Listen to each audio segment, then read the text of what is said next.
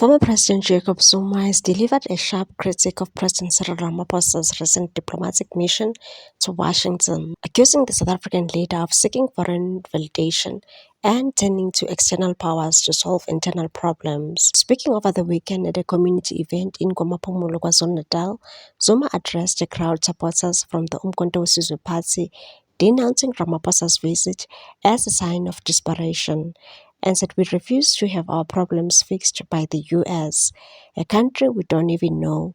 Our issues are our own and only we can fix them. The visit, led by Ramaphosa and senior government officials, aimed to thaw the frosty diplomatic relations between South Africa and the United States, which have been strained in recent years.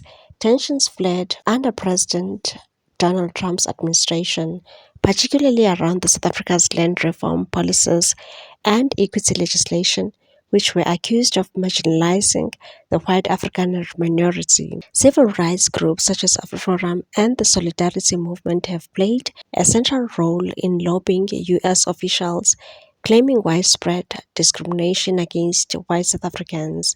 These claims have been categorically rejected by the South African government, which has labeled them inflammatory and unfounded. Still, the visit was anything but smooth. During a high-level meeting at White House, Trump had the lights dimmed in the Oval Office and presented a mini documentary to the South African delegation. The video featured a montage of incidents labeled as evidence of white genocide, including footage of the Economic Freedom Fighters leader Julius Malema chanting "Kill the Boer," a phrase from the apartheid-era liberation struggle.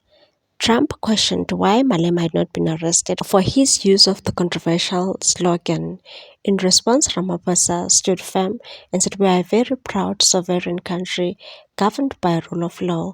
The slogan, 'Kill the Boer, kill the farmer,' is part of our liberation history.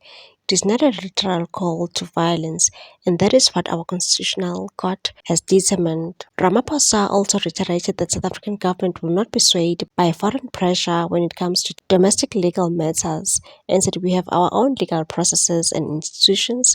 We take into account the decisions of our courts, not the whims of foreign leaders. During visit, South Africa's delegation sought to pivot the conversation towards partnership opportunities, urging the US to provide technological support to help combat South Africa's spiraling crime crisis. However, Zuma remains unconvinced that foreign intervention is the answer, and says South Africa does not need the blessing of America.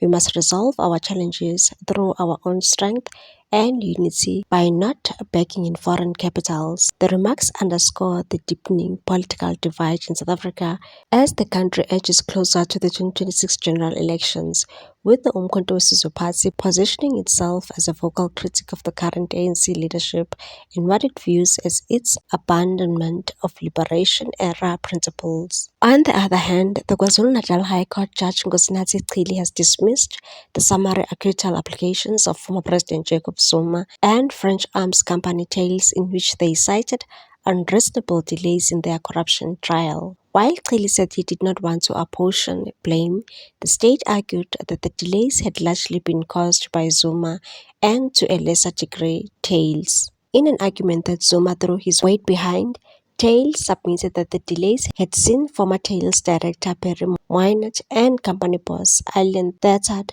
described as pivotal defense witnesses, die. Their deaths, Thales argued, meant it was incapable of receiving a fair trial. On Tuesday, Chili said on the facts presented to this court, he was not persuaded that it was not sufficiently established that Thales will suffer irredeemable, irreplaceable, or insurmountable prejudice if the state were to allow to continue with the prosecution in the face of the deaths of Mesres, Thirtard, and Moynant. He added that the trial has a duty to consider all the evidence before it, including the non-availability of defense witnesses before returning a verdict, and said, "I'm not persuaded either that Mr. Zuma's right to a fair trial will be prejudiced by the non-availability of Mr. Thirtard and Mr. Moynant." Chili said so before dismissing the summary acquittal applications.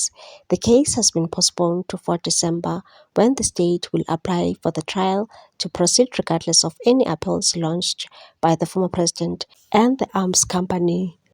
What's your take on this one, people? Thanks for watching. Please subscribe for more news.